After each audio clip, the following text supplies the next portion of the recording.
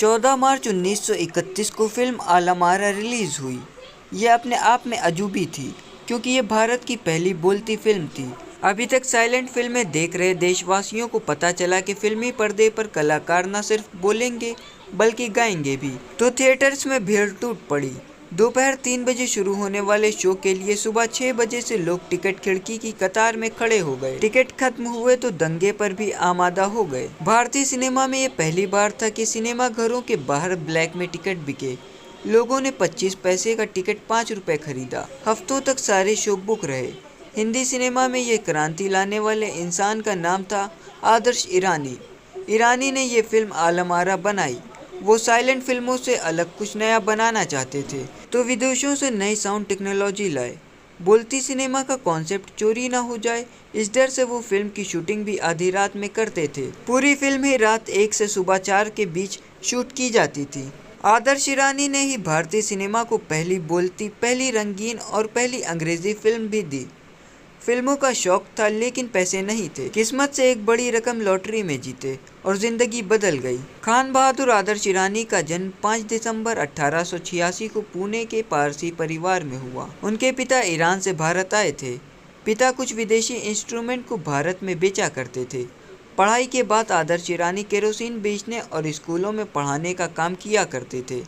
कुछ समय बाद पिता के नक्शे कदम पर वो भी फोटोग्राफी सीखने के लिए बॉम्बे के जे स्कूल ऑफ आर्ट्स आ गए। उस समय भारत में फोटोग्राफी की शुरुआत ही हुई थी।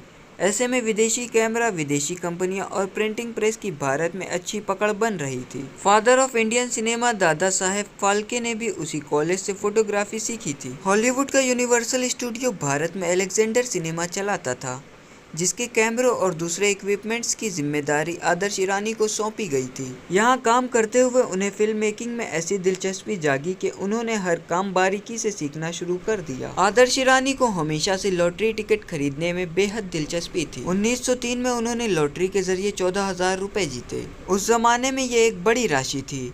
इन रुपयों से उन्होंने एक टेंट बनाया जिसमें प्रोजेक्टर के जरिए वो विदेशी फिल्म बनाया करते थे। 1913 में दादा साहेब की फिल्म राजा हरिश्चंद्र के बाद भारत में फिल्में बनना शुरू हो गईं। लॉटरी की बची हुई रकम से आदर्श ईरानी ने शूटिंग के जरूरी इक्विपमेंट खरीदे। 1922 में आदर्श ईरानी न्यूयॉर्क से फोटोग्राफी सीख कर आए। भोगीलाल देव के साथ स्टार फिल्म्स स्टूडियो शुरू किया। भोगीलाल दादा साहेब फाल्के के स्टूडियो हिंदुस्तान फिल्म के पूर्व मैनेजर थे। 1922 में उनकी फिल्म वीर अभिमन्यु रिलीज हुई।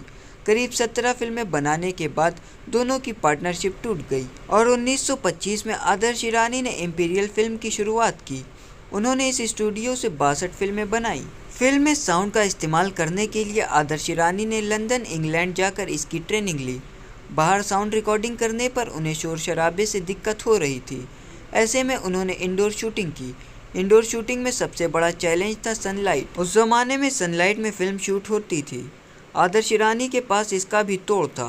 उन्होंने आर्टिफिशियल लाइट का इस्तेमाल किया और ऐसा करने वाले पहले भारतीय फिल्म मेकर बने। फिल्म आलम आरा का सेट रेलवे ट्रैक के पास बना था। हर दिन जब कलाकारों के डायलॉग रिकॉर्ड करते हुए ट्रेन के शोर से दिक्कत होने लगी तो आदर्श ईरानी ने देर रात फिल्म की शूटिंग करने का फैसला किया।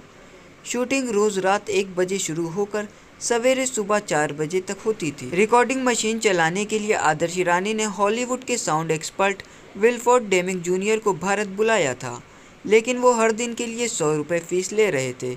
ये एक बड़ी राशि थी।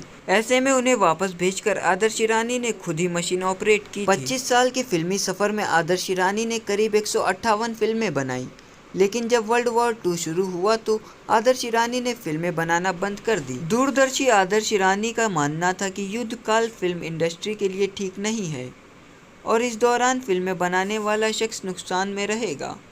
फिल्मों के जनक दादा साहेब फाल्के ने युद्ध के दौरान फिल्में बनाई, लेकिन उनकी फिल्में नुकसान उठाती रहीं और उन्हें आर्थिक तंगी का सामना करना पड़ा। आदर्श ईरानी ने कुछ सालों बाद अपने स्टूडियो को बंद कर उसका सामान बेच दिया। आगे उन्होंने ग्रामोफोन एजेंसी और कार एजेंसी से कमाई कर गुजारा किया। उन्होंने ताउम्र शादी नहीं की। ऐसे में ज़िंदगी के कुछ आखिरी साल उन्होंने अकेले गुजारे। 14 अक्टूबर 1969 में आदर्श ईरानी का 82 साल की उम्र में मुंबई में निधन हो गया।